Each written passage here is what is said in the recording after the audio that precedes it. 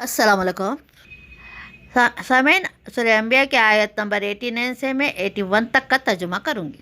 داؤد علیہ السلام کے ساتھ ہم نے پہاڑوں اور پرندوں کو مسخر کر دیا جو تسبیح کرتے تھے۔ اس فعل کرنے والے ہم ہی تھے، اور ہم نے تمہارے فائدے کے لیے ذرا بنانے کی صنعت سکھا دی تھی تاکہ تم کو ایک دوسرے کی مار سے بچائے۔ پھر کیا تم شکر گزار ہو؟ اور سلیمان علیہ السلام کے لیے ہم نے تیز ہوا کو مسخر کر دیا اور اس کے حکم سے زمین کی طرف چلتی تھی جس میں ہم نے برکتیں رکھی ہے۔ ہم ہر چیز کا علم رکھنے والے تھے۔ سامعین، میں داؤد کے الفاظ ہیں، لیے داؤد کے الفاظ نہیں، یعنی داؤد علیہ السلام کے لیے نہیں بلکہ ان کے ساتھ پہاڑ اور پرندے مسخر کیے گئے تھے۔ اس تذکرے کا حاصل یہ تھا کہ وہ بھی حضرت ممدو کے ساتھ اللہ کی تسبیح کرتے تھے۔ یہی بات سورہ سوات میں بھی بیان کی گئی۔ اِنَّا سَخَّرْنَا الْجِبَالَ مَعَهُ يَسْبِحْنَ بِالْعَشِيِّ وَالْإِشْرَاقِ مَحْشُورَةً كُلٌّ لَهُ أَوَّابٌ۔ ہم نے اس کے ساتھ پہاڑوں کو مسخر کر دیا تھا کہ صبح و شام تسبیح کرتے تھے۔ پرندے بھی مسخر کر دیے تھے جو اکٹھا ہو جاتے تھے، سب اس کی تسبیح کو دہراتے تھے۔ یہ تو اس کا ترجمہ۔ سورہ سبا میں اس کی مزید وضاحت یہ ملتی ہے کہ الجبال اوبی والطیر، پہاڑوں کو ہم نے حکم دیا تھا کہ اس کے ساتھ تسبیح دہرایا، اور یہی حکم پرندوں کو دیا۔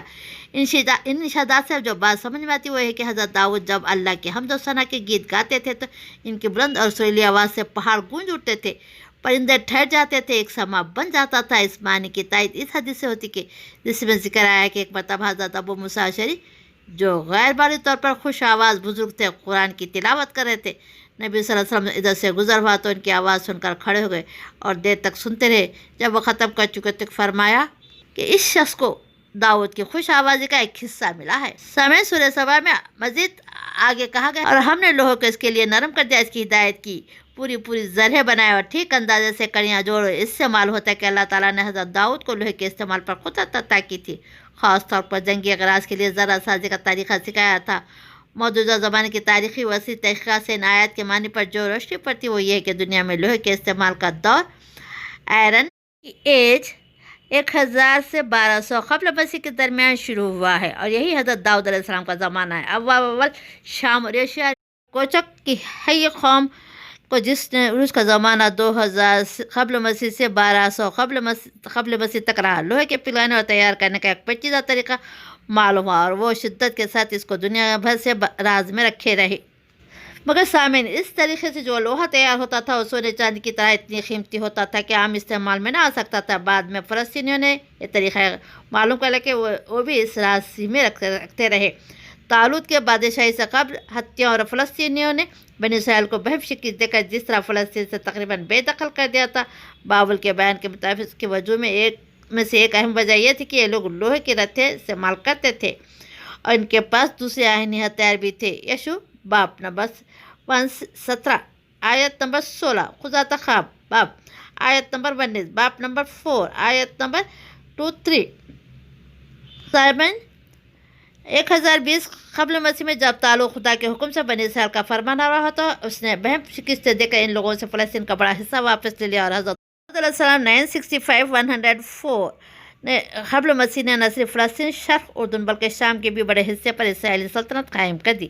اس زمانے میں آہن سازی کا وہ راز جو ہتھیوں اور فلسطینیوں کے قبضے میں تھا بے نقاب ہوگا، اور صرف بے نقاب ہی نہ ہو بلکہ آہن سازی کے ایسے طریقے بھی نکل آئے جن سے عام استعمال کے لیے لوہے کی سستی چیزیں تیار ہونے لگی۔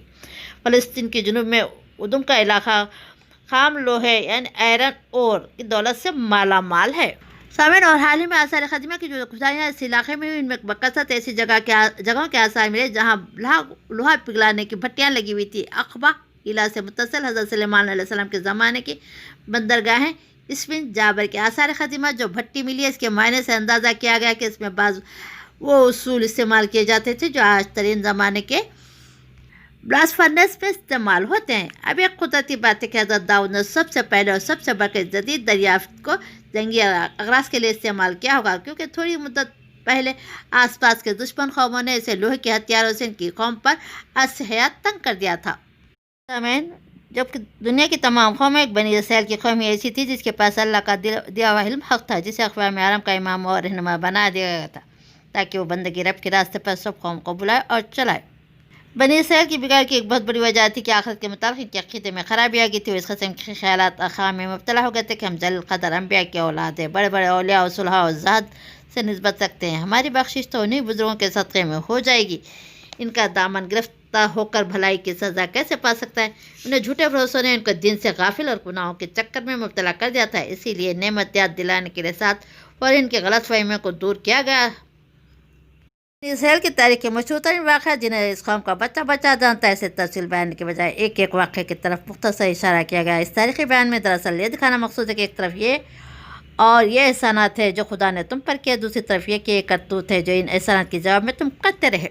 जैसे कि आल फिरौन का तर्जुमा इस लफ्ज़ से किया गया कि इसमें ख़ानदान फ़राना और मिस्र का हुक्मरान तबका दोनों शामिल है। आजमाइशी समर की इस भट्टी से तुम खाली सोना बनकर निकलते, निरी खोट बनकर रह जाते हो। आजमाइशी समर की इतनी बड़ी मुसीबत से इस मौजूदाना तरीक़े पर नजात पाने के लिए बाद भी तुम अल्लाह के शुक्रगुजार बनते हो या नहीं।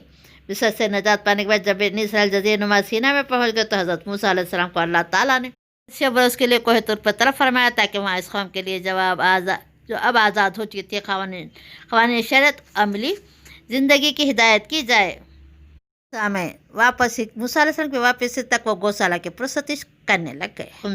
फिर जब अल्लाह ताला ने मूसा अलैहिस्सलाम को किताब और फुरक़ान अता किया तो आपने इसे इन नुमाइंदों के सामने पेश किया। तो इसमें फुरक़ान कहता है कि इनमें से बाज़ शरीर कहने लगे हम महज़ तुम्हारे बयान पर कैसे मान लें कि खुदा तुमसे हम कलाम हुआ है। इस पर अल्लाह ताला ने का गज़ब नाज़िल और उन्हें सज़ा दी गई। फुरक़ान वो चीज़ है जिसके ज़रिए से हक़ और बातिल का फ़र्क नुमाया हो। उर्दू में इसके मफ़हूम से करीब तर लफ्ज़ कर छुटी है। यहाँ फुरक़ान से मुराद दीन का वो इल्म और फ़हम है जिससे आदमी हक़ और बातिल में तमीज़ करता है। सामने आगे अल्लाह ताला फरमाता है यानी जज़ीरा-ए-नुमा सीना में जहाँ धूप से बचने के लिए कोई जा पना नहीं, तुम्हें मैसर न थी तो हमने अब से तुम्हारे बच्चों का इंतज़ाम किया। इस मौके पर ख्याल रहे कि बनी इसराइल लाखों की तादाद में मिस्र से निकल कर आए थे और सीना के इलाके में मकानात का तो क्या जिक्र सच छुपाने के लिए इनके पास कीमत तक न थे। उस ज़माने में अगर खुदा की तरफ से एक मुद्दत तक आसमान को आबार आलूद ना रखा जाता तो यह कौम धूप से हिलाक हो जाती थी। सामिन मलबा और सरवत खुदरती ग़ज़ाएँ थी जो इस महाजरत के ज़माने में उन लोगों को 40 बरस तक मुसलसल मिलती रही। मन धनिया के बीच जैसी एक चीज़ थी जो ओस की तरह गिरती और ज़मीन पर जम जाती थी। सलवा बटेर के किस्म के परिंदे थे जो खुदा के फजल से इनकी इतनी कसरत थी कि पूरी की पूरी कौम महज इन ग़िज़ाओं पर ज़िंदगी बसर करती रही। इसे फाका कशी की मुसीबत ना उठानी पड़ी। हालांकि आज किसी निहायत मुतमद्दन मुल्क में भी अगर चंद लाख महाजर एकाएक आ पड़े तो इनकी खुराक का इंतज़ाम मुश्किल हो जाता है। मन व सलवा की तफसील कैफियत के लिए एक ऑडियो बना चुकी हूँ। सामिन अल्लाह ताला ने ज़मीन का इंतज़ाम बरकरार रखने के लिए ज़ाब्ता बना रखे। कोई इंसान के मुख्तलिफ गुणों को एक हद खास तक ज़मीन में गलबा व ताकत हासिल करने देता है, मगर जब कोई गुद्दा हद से बढ़ने लगता है तो इस किसी दूसरे गुद्दे के ज़रिए से वो इसका जोर तोड़ देता है। अगर कहीं ऐसा होता कि कौम एक बार की ही इक़्तिदार ज़मीन में हमेशा कायम रखा जाता, एक ही कहरमानी लाजवाल होती तो मुल्क खुदा में अजीम फिसाद बर्पा हो जाता।